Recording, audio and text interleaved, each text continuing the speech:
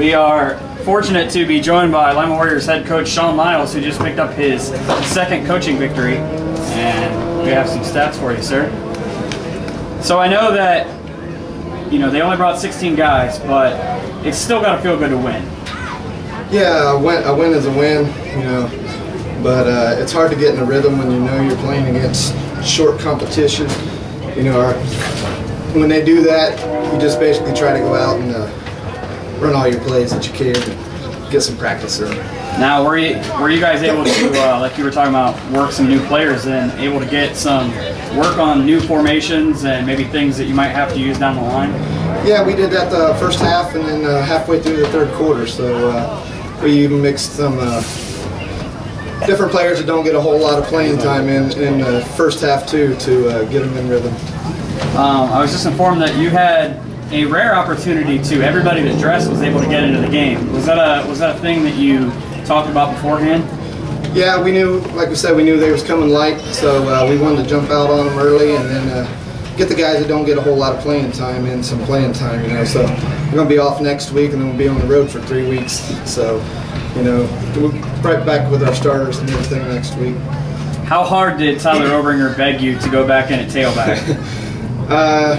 Ever since the first quarter, he was nagging on me about getting a run in the tailback. So I told him I'd get him in the second half to do it, and you know, when I tell somebody that, I get him in. We actually felt kind of bad because officially he didn't get a carry because of the penalty, but he had a good gain. It was about 4 yards. Yeah, and he had like 3 guys on top of it. Right. So, you know, he sort of carried a couple of guys. You know, when you get a big horse like that in a tailback, you know, it's hard to stop, but we run that too in case we need him in goal line situations. So, you know, if our backs can't get it in on first, second down, we'll bring Obringer in and we'll see if we can get the horse in there. Now, this is the first time that I've had the opportunity to ask you this season. You're not new to coaching, but this is your first job, head coach job with the Lima Warriors. How was it in the off season for you to take over for Rich Stotts? A lot of preparation. I mean, you know, you want to be the head guy, but when you're a coordinator for so many years, you know, you get in your rhythm in the off season of doing what you do as a coordinator, and then, you know, you sometimes forget that you're the head coach and you got to do more. So, you know, it was all a learning experience for me, but, you know, I'm glad to be here, and I hope I can continue to do what Rich did, and so, you know, that's win ball games. Now, of course, we'll have a couple weeks off for Memorial Day, and have you thought a little bit about, you know, we had Akron twice last year. They're a good team, but they're one of those teams where they never seem to be able to get over the hump.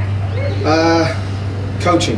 You know, they don't really have the coaches that we have, or what a lot of teams have. That was a shameless plug. And, you know, the thing about it is with Akron, you just never know what team's going to show up. You know, they got tons of talent. You know, it's just putting it all together, and, you know, in any given day, they can do that. So, you know, they was a hit champion the last 2 years, so, you know, you can't take off and take a week off and forget about them and think you're going to go in there and run them over, because that's not going to be the case. Now, you've had a couple of 3 games now to get under your belt. How do you feel that this, you know, the Warriors offense sort of morphed into a different animal this year in the offseason? How do you feel that you've been able to gauge their progress as the first 3 games have gone on? Even with the loss and the low scoring in the first game, you know, the offense has been great between the 20s. It's just, you know, getting in the 20-yard line and then getting the ball in the end zone is where we got to work on. So, you know, the line's there. The guys are, you know, just need to get some rhythm with the receivers and the quarterback, and I think we'll be okay. And lastly, I just want to ask you, how did it feel to be able to tell everyone that you know that you were playing in Lima tonight? That's great. You know, it's great to be back here in Lima, and I hope the community, you know, backs us, and we can get some more fans in the stands. You know, the one thing I don't like is us being on the road for the next month, but, you know, we're going to be in the Memorial Day Parade, and hopefully we'll hand out schedules and we can get some more people in the stands. Oh, actually, one more thing.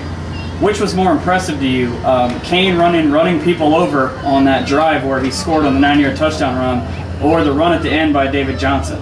They was both good, but I have to go with DJ's run. You know, to get swung around like that and still stay on his feet. And he started, did you call that to the right? He started to the right, went to the middle, and swung all the way back around to the left. Actually, that play was it was a 44 44 power. So you know, so once he got through the hole, then it's all DJ. You know, yards after the run. You know, it's after you get through, it's all called back. So. And as a member of the board, how neat was it for you to be able to keep the secret to induct John Lance tonight? That was great. It was hard. We were trying to get Crystal to get off, and I wish John would have been able to play with us tonight, but that made it all better. Her coming out and giving the award, and John still may play some games for us this year, but he's in the middle of trying to sell his house, and once they do, they're going to be gone. So we just thought that it was a great thing to do with John as much as he's given to the Warriors. Well, you probably don't know this, but we may actually in the future, Ben and I have to go to a 3-man booth because he came up here to do an interview, and he may have done a better job calling the game than we did. I think that he did.